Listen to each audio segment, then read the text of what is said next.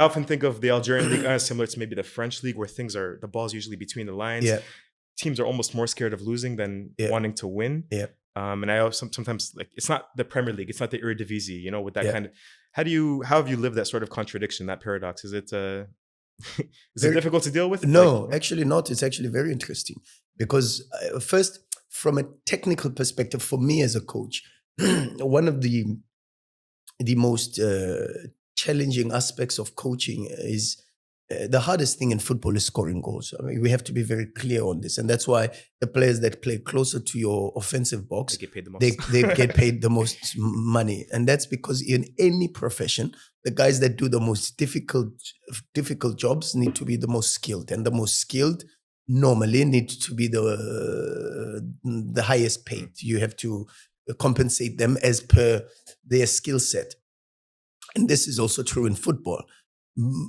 Above that, I think finding solutions to play against a reinforced defensive block, what we call parking the bus for coaches, is probably the most difficult aspect in our coaching curriculum, in our jobs, because there's a lot that gets. I mean, just this season already, you hear Arne Slot of Liverpool complaining about the fact that every team seems to sit back against them and play on transition. And also Pep Guardiola last season suffered some similar things and made very similar comments about how football has moved in this direction, where it's a lot more about verticality, it's a lot more about directness, and teams adopt this style of play now. You know, Walid Regragui, just a quick aside, 17 games unbeaten, Yeah. world record. Yeah. But the last few matches, they've only won 1-0, 1-0, 1-0, Yeah. and he's being highly criticized because of their inability to break down the low block. And It started last season already, and I was very surprised already when I was in Morocco to hear this, because